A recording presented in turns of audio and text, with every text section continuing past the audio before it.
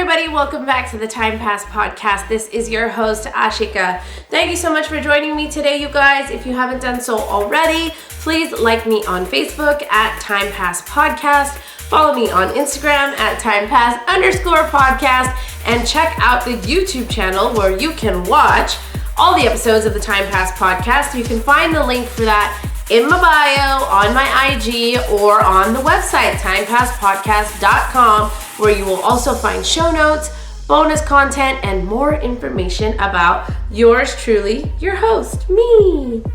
If you are an auditory listener, you are tuning in to the Time Pass podcast, whatever platform you are using, Spotify, iPodcast, iHeartRadio, Pandora, Amazon Music, wherever you are tuning in, please make sure that you are liked, followed, or subscribed. It would really help me out. I would greatly appreciate it, you guys, if you were following and liking the show on your listening platform of choice. All right, you guys, I am so excited to talk about today's topic. I would like to discuss flings, right? Spring is just around the corner. And a lot of people, we have spring flings or we have summer flings, and a fling is very different than a friends with benefits, okay?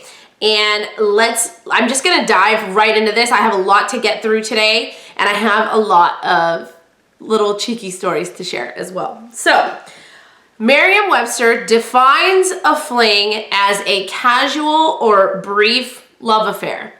There were a couple other definitions as well, but this is the one that resonated with me most. I think it was listed as number 2 on their website. But I really do believe that a fling is more of a casual or a brief love affair. And that's the main differing factor between a fling and a friends with benefits. A friends with benefits is a relationship that is formed out of convenience with somebody you trust. A fling is oftentimes unexpected for short periods of time, and it's not built out of trust, it's built out of attraction. And it really is like a little mini love affair and a little mini relationship, and it's kind of nice. So I found this amazing list that I thought really described the differences between a fling and a friends with benefits relationship. If you want to check it out, it's on elephantjournal.com, and I'm going to run right through it, okay?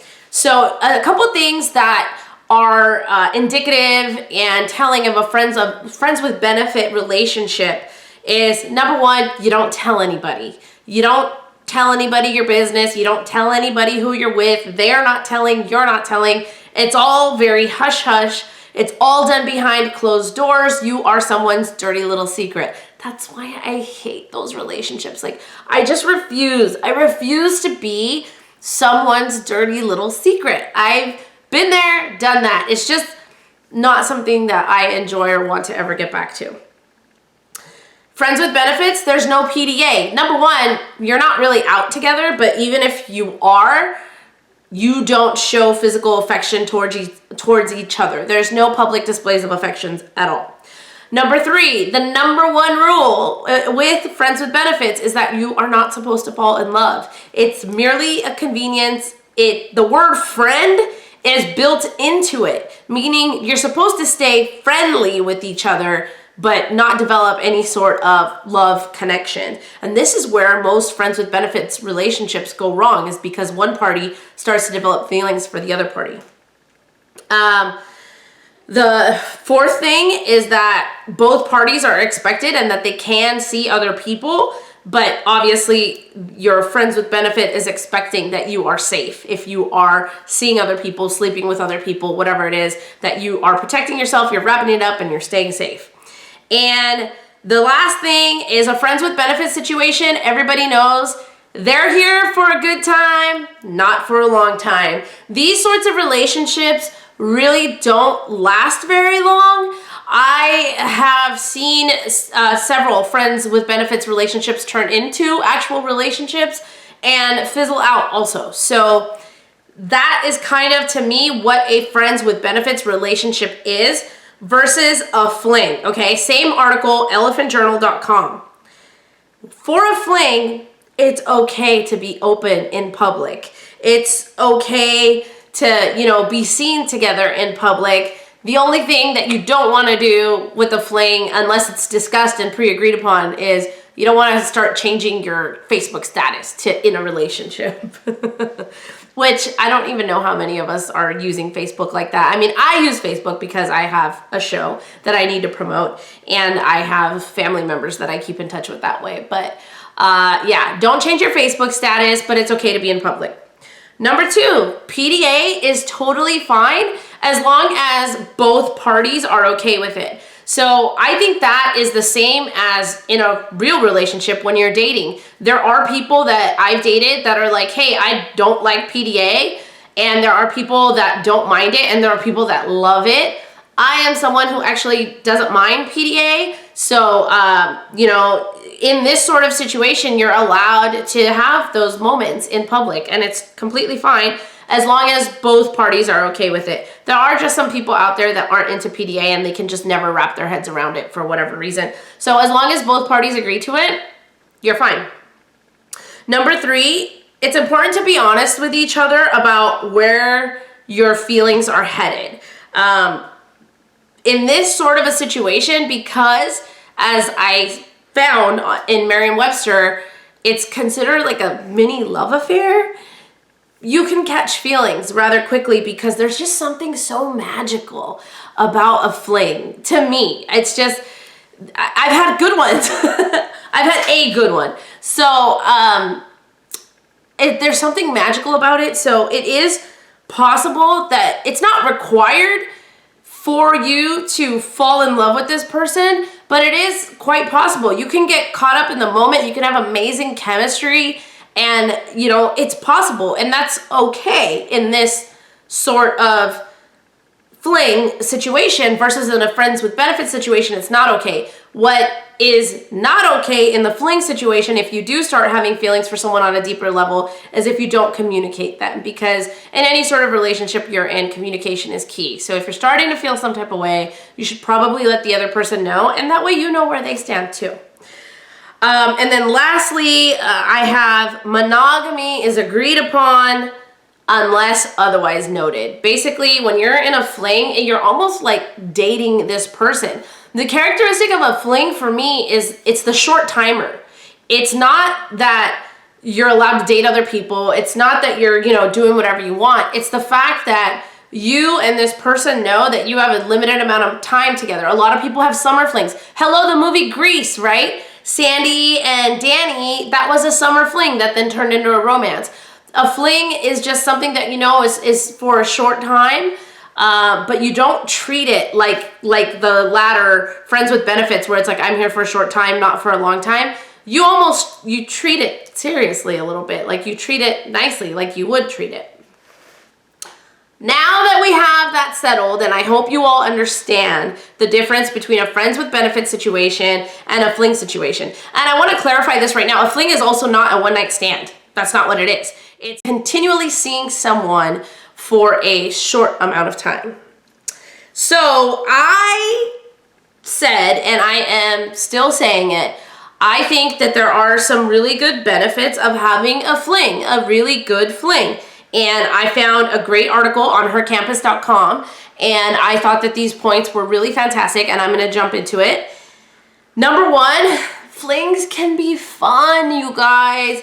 You're not worried about, what's going to happen next. There really aren't any expectations. Both parties kind of know what the timeline of this relationship is. So what that does is it kind of lets you breathe. Like, you can breathe out and you can try new things with this person. You can just be yourself. You're not worried about where is this going? Where is this headed? No, you can just breathe and you can have fun and you can try new things and just enjoy this person.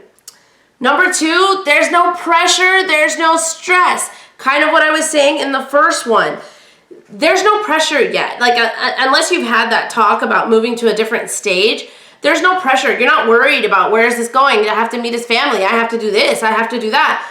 There's none of that yet. So you can just get to know someone authentically without any pressure.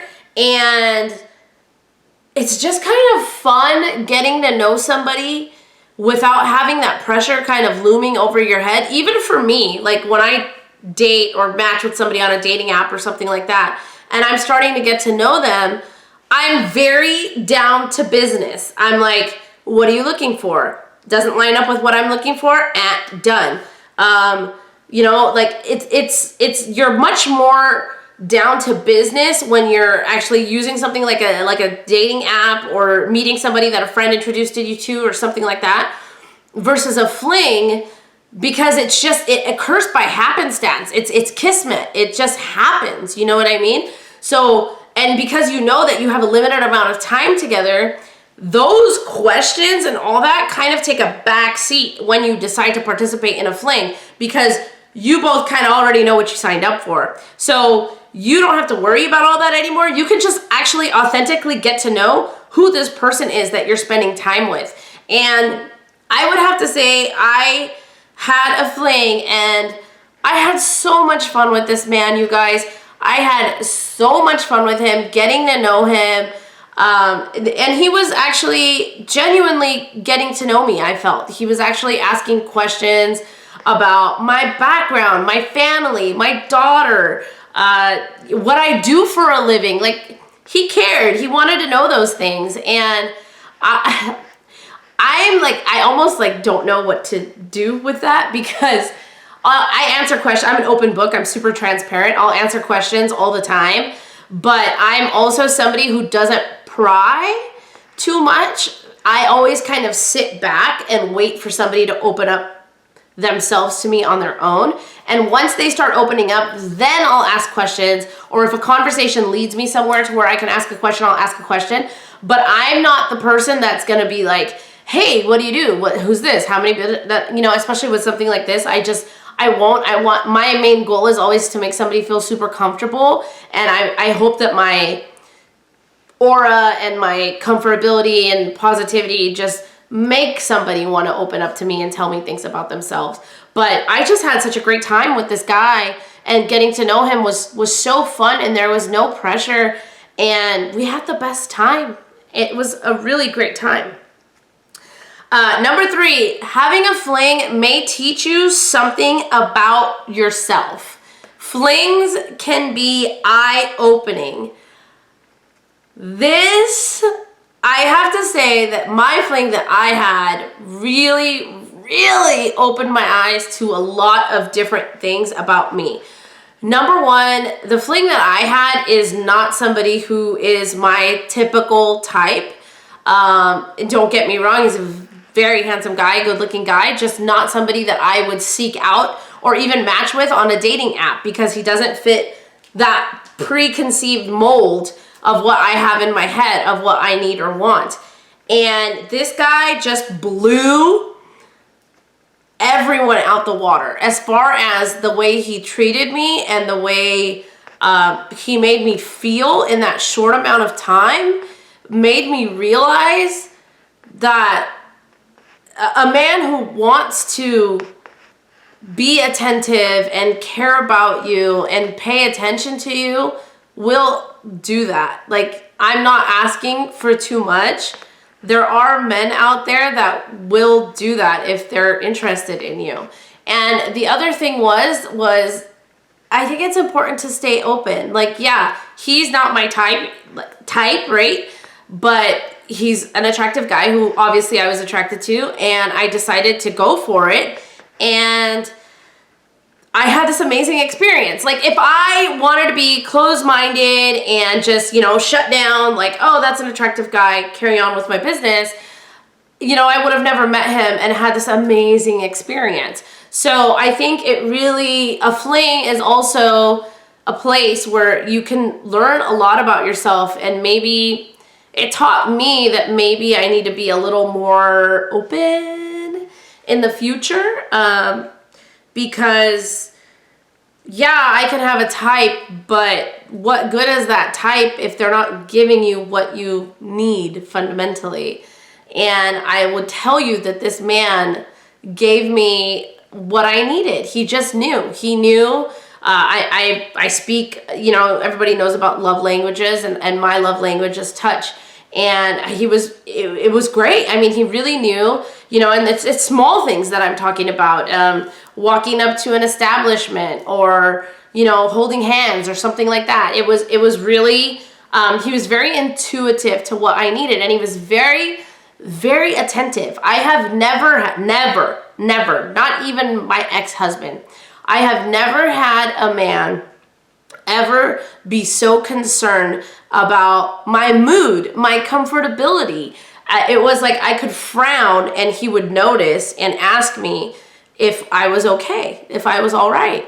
And I mean, sometimes I just, when I start thinking, it's hard to turn this off, so it's always going. And when it starts going, I wear my emotions on my face. I think it's very easy for somebody to see when I'm no longer maybe 100% there and I'm somewhere else. And so I've never had somebody be so concerned with how I was feeling and if I was feeling all right. And that is such a good feeling, to know that somebody can actually care about you like that, and be concerned about your mood and if you're having a good time or not. Like, it was really, really nice. And I will have to say, for my fling, the one thing that memory is kind of like, I talk about this and I say that flings, they're magical, right? They can be super magical. And I have one moment that sticks out in my head with this man that I have never experienced before, and it's something from the movies, right? We always see in a movie that moment when a guy or somebody is looking, it's usually a man is looking at his love interest, whether it's his wife, girlfriend, whoever it is, this love interest in the movie, and he's just staring at her, and she has absolutely no idea. And then she senses it, and she looks up at him. And I had that moment with this man, and it was so weird because we were in the car and we were traveling somewhere, and he was talking to a friend in the backseat, and I was driving, and I could, I'm just driving along doing my thing, and I can sense him looking at me. And I turn, and normally when that happens, a man will, if they're caught, they'll look away. And he just didn't even flinch. He just kept staring at me, to the point where, I kind of got flustered, and I just kind of looked down, and it made me smile. And that moment right there for me will always be magical. Super, super magical. And I don't know what the hell he was thinking. Maybe I had something on my face. Maybe he was like, how am I stuck in a car with this crazy woman? I don't know, but for me, the way I perceived it, the way I received it, and the way I perceived it created a memory in my head that I will never forget. So I think you can really learn things about yourself with a fling. I learned a lot. I learned a lot about what I need in a relationship. The kind of magic and chemistry that I want in a relationship. I learned a lot from this man and from this experience. So I think that's a great benefit of having a fling. You never know what can happen, and you learn so much about yourself. Like, it's okay to want somebody to take care of you, and there's somebody out there who will actually care for you in a way that you need. And care can be many things in many different forms. Number 4, it can help you get over an ex. I mean, for me, at the time when I had this fling, I wasn't trying to get over anybody. I was just single as a Pringle. But he actually was. He had just gotten out of his marriage, and he was actually traveling because he was trying to get his headspace right. And I think part of that probably has to do with his ex. Actually, I know that because he told me, shared it with me. So I hopefully I helped him. I don't know, but I think it kind of takes your mind off of all the crap that you're dealing with, and gives you something positive and fun to focus on instead of focusing on the negative and bad in your life. So another benefit, guys. Number 5, you never know what the future may hold. Like, it's the reality of knowing something is limited, but you know, it's chemistry and potential to evolve there. It's like when you get into a fling, when I decided to engage with this man, I'm like, okay, yeah, I don't know how this is gonna go, but there's possibility there. I don't know what's going to happen. You know, we may become friends. We may stay in touch. I may see him again. I may not see him again. I don't know. So it's just kind of, it's part of the mystery, part of the magic. And I think when the chemistry, and for me, it's the humor. Oh my God. I've said this before on the show, you guys, but any man that can make me laugh is like 50% more attractive to me automatically. But when the chemistry is there and the likability is there, and sometimes it's just easy to be with someone and they just understand you in a weird way without you having to tell them. And I think that was, for me, that was the biggest like eye opener. But you know, you don't know what's going to happen. It could lead to something. It could not lead to something. The worst case scenario, you never see them again. Best case scenario, you end up in a relationship if that's what you two want. Or best case scenario, you become friends who keep in touch and care about each other. Like, there's so many options and possibilities of what could happen by engaging in a fling with somebody and having it go well. So don't box yourself out. Do not box yourself out. Now, I would be amiss if I did not discuss the downsides to having a fling. And I would have to say, for me, the downside to having a fling, and this isn't anything that I found in either on hercampus.com or on elephantjournal.com, but this is just something that I've noticed for myself through my own experience with this fling, is that you do miss them. Like, it happens. Like, you spend a certain amount of time with somebody and you get to know them, even if it's a short amount of time, you can miss them. You can miss that electricity and that chemistry and that easiness and all the things that you were enjoying in the benefits list from hercampus.com. You will miss that when your fling eventually ends. And it's okay to be sad about it. You can be a little sad about it. It's kind of ironic, you know, because you get into this situation and you know that it's going to end. Like I just said, there's possibility, but when you're first getting into it, you don't think that, you don't know that. And so, you know, it's weird, but you know, you can, it's okay to be sad when it's over, basically is what I'm saying. It's okay to be sad when it's over. It's okay to miss that chemistry and feeling and fun and connection you had with someone. So,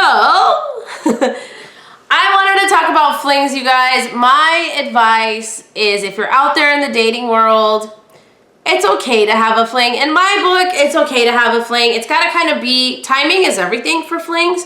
You have to be in the right mindset for it. The other person has to be in the right mindset for it in order for it to happen. But don't feel bad about it if you decide to have a fling with somebody. It's completely fine. It is not like a friends with benefits situation. I hope I established that in the beginning and you understand the differences, at least from my point of view, and elephantjournal.com felt the same way. So there you go. But my advice would be, if you're open to it, try one. You never know. You never know what you might find out about yourself. You never know what lovely human you may meet, and you never know what role they'll play in your life moving forward. So don't knock it until you try it, okay? All right, you guys. That's all I got for you today. I thought this was a good theme because spring is just around the corner, and spring flings, summer flings, it's almost time, right? Everybody's getting ready for hot girl summer again. All right, you guys, that's all I have for you today. Do me a favor, like me on Facebook at Time Pass Podcast.